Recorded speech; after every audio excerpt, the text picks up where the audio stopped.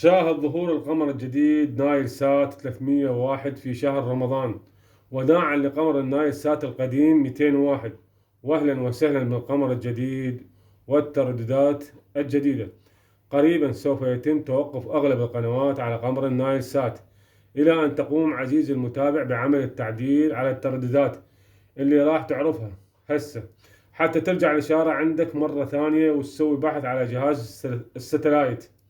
أعزائي، قمر النايل سات الجديد 301 رسميا اشتغل، وحاليا النايل سات القديم راح يتم تعديل الترددات الموجودة عليه تدريجيا. الآن تقريبا القمر الجديد نايل سات 301 راح يكون هو الأساس، وما راح أطول عليكم وخلي نروح على التفاصيل. بسم الله الرحمن الرحيم، والصلاة والسلام على حبيبنا محمد وعلى آله الطيبين الطاهرين وصحبه المنتجبين. أهلا وسهلا بكل متابعين قناتي قناة الفتح سات. أحبائي، عندنا اليوم ترددين، واحد منهم الآن تم تعديله وتم ظهور عليه 13 قناة، وراح تظهر عليه قنوات جديدة وخلال الأيام القادمة على قمر النايل سات 301 الجديد راح تكون الجودة ممتازة. التردد هام راح يتوقف إلى أن تسوي عليه تعديل، واللي راح أشرحه لحضراتكم، والمفروض منكم تسوون التعديل حتى ترجع الإشارة وتشتغل القنوات من جديد. وقبل ما نروح على الترددات والشرح، لا تنسون الإعجاب والاشتراك وتفعيل زر الجرس فضلا وليس أمرا، دعما للقناة وليصلكم كل ما هو جديد. ورجعنا لكم مرة ثانية من جديد، وأهلا وسهلا بكم من جديد. أحب نروح على قائمة إعدادات، ننزل الحقل الرابع حقل الترددات، واضغط أوكي.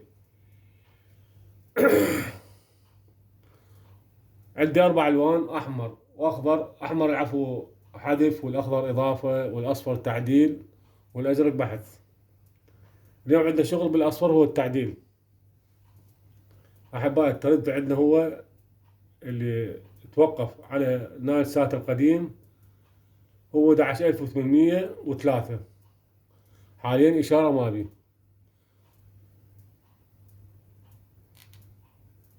وطي تعديل، أول مرة أطي تحديد وبعدين تعديل باللون الأصفر. عندنا تعديل بس ومعدل الترميز. معدل الترميز السابق 27500 وحاليا 30000. 30000 3 4 أصفارة، وتنزل على حفظ. هسه رجعت الإشارة من جديد.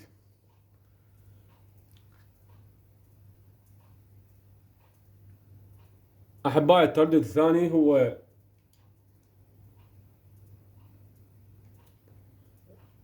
التردد الثاني 11938.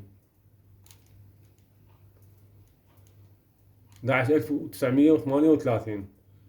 أحبائي، هذا التردد حاليا يشتغل عندك، بس بداية الشهر مارس الشهر الثالث راح تتوقف عليه القنوات، ولازم تسويها تعديل نفس التردد اللي قبله 30000.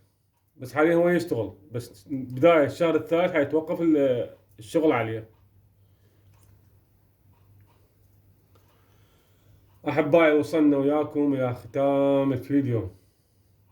أتمنى لا الإعجاب ورضا حضراتكم، وأي استفسار عندكم كتبوا لي بالتعليقات وراح أجاوبكم إن شاء الله بأسرع وقت. أتمنى لكم أوقات سعيدة ورمضان كريم عليكم، ودمتم بألف خير.